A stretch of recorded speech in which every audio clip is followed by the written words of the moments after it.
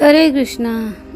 भारतीय वैदिक संस्कृति में वर्ष में आने वाला सबसे बड़ा और महत्वपूर्ण त्योहार यानी दीपावली, ये पर्व 5 दिनों तक मनाया जाता है और इसका आरंभ होता है धनतेरस यानी त्रयोदशी और पूरा होता है भाई दूज पर। धनतेरस यानी आयुर्वेद के प्रवर्तक भगवान धनवंतरी और देवी लक्ष्मी की पूजा का विशेष दिन। धनतेरस को धन त्रयोदशी या फिर धन्वंतरी त्रयोदशी के नाम से भी जाना जाता है। ये वही दिन है जब आयुर्वेद के भगवान श्री धन्वंतरी क्षीर सागर के मंथन से प्राकट्य हुआ था। धनतेरस का त्योहार धन, आरोग्य और समृद्धि का प्रतीक है। इस दिन लक्ष्मी देवी, देवताओं के कोषाध्यक्ष कुबेर जी और आयुर्वेद के आराध्य देव धन्वंतरी की उपासना की जाती है। तो चलिए आज की हम इस वीडियो में देखते हैं कि इस वर्ष धनतेरस का पर्व कब आ रहा है। इस दिन शुभ पूजा के शुभ मुहूर्त कौन से हैं।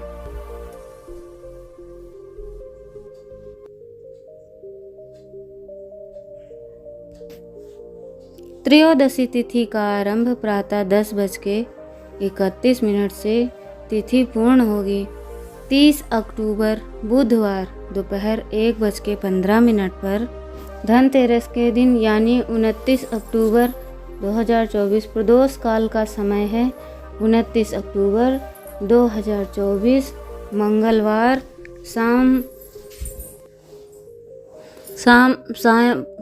5:38 से रात्रि 8:13 तक। वृषभ काल का समय है शाम 6:31 से रात्रि 8:27 तक।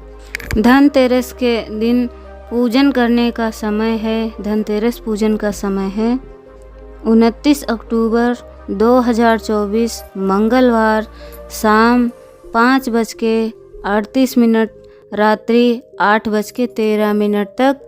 भारत में धनतेरस पूजा करने का शुभ मुहूर्त इस प्रकार है।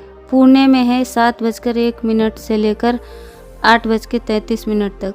चेन्नई में है 6:44 से लेकर 8:11 तक और जयपुर में है 6:40 से लेकर 8:20 तक। हैदराबाद का समय है शाम 6:45 8:15 तक और गुड़गांव का समय है 6:32 से लेकर 8:14 तक। चंडीगढ़ का समय है 6:29 से लेकर 8 बजे। त्रयोदशी के दिन कुछ वस्तुएं खरीदने की मान्यता है कि जैसे स्वर्ण, चांदी की वस्तुएं, तांबे और पीतल के बर्तन, झाड़ू, पीले रंग के वस्त्र आदि।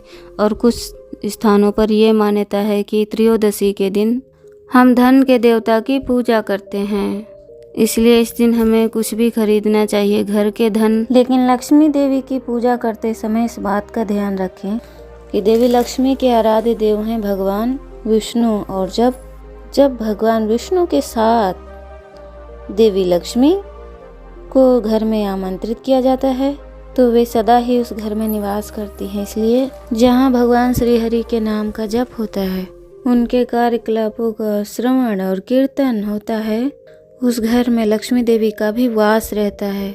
इसलिए इस धनतेरस पर लक्ष्मी देवी और कुबेर की पूजा के साथ साथ भगवान विष्णु को अपने घर परिवार जीवन में आमंत्रित करना मत भूलिएगा।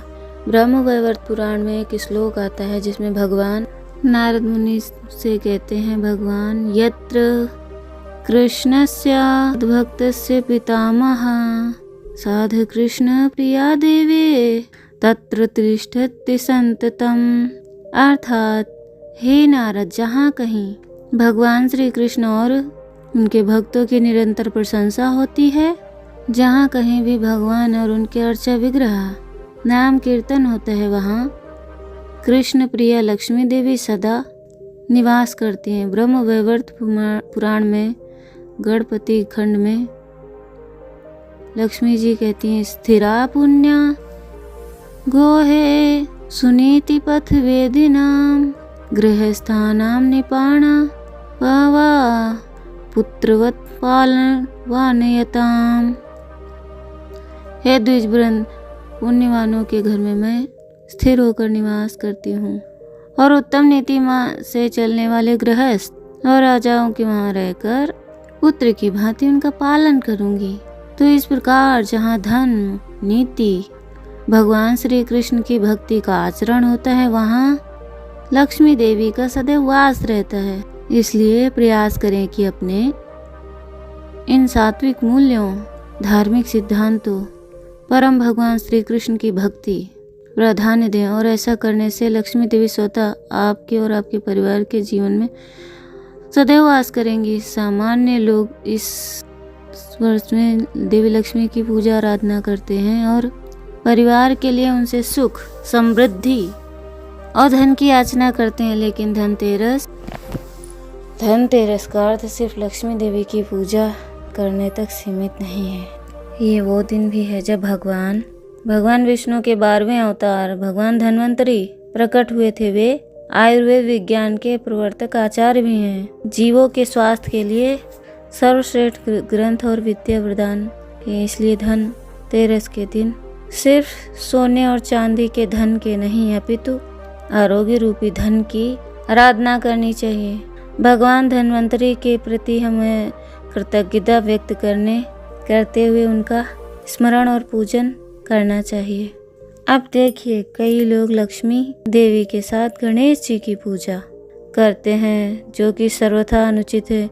शायद ऐसा करने के पीछे ये मानसिकता रहती होगी कि देवी लक्ष्मी धन प्रदान करेंगी और गणेश जी सभी विघ्नों का नाश करके जीवन में मंगलता लाएंगे। तो ये ठीक है, लेकिन जब आप लक्ष्मी देवी की भगवान नारायण के साथ पूजा करते हैं तो भगवान नारायण सभी अमंगल कार्यों को नाश स्वतः ही कर देते हैं और लक्ष्मी देवी अपने पति के साथ की गई उनकी पूजा से ही अधिक प्रसन्न होती हैं। इसलिए धनतेरस या फिर दीपावली के दिन लक्ष्मी गणेश पूजा का ये जो गलत विचार इस समय हमारे समाज में फैला हुआ है, उसे दूर करना अत्यंत आवश्यक है। किसी भी देवता या देवी की पूजा आदर्श रूप से जोड़े में की जानी चाहिए, चाहे वे भगवान शिव या माता पार्वती या फिर लक्ष्मी देवी भगवान विष्णु की पूजा हो या फिर राधा रानी भगवान श्री कृष्ण की। तो इसलिए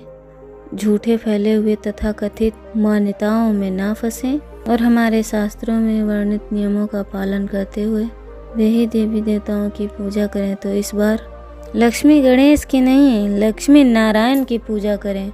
अगर आप इस धनतेरस की संपूर्ण पूजा विधि जानना चाहते हैं तो नीचे कमेंट्स बॉक्स में लिखें, तो हम आपके लिए एक विस्तृत वीडियो इस विषय पर भी लेकर आएंगे। अगर आज की जानकारी आपको अच्छी लगी है तो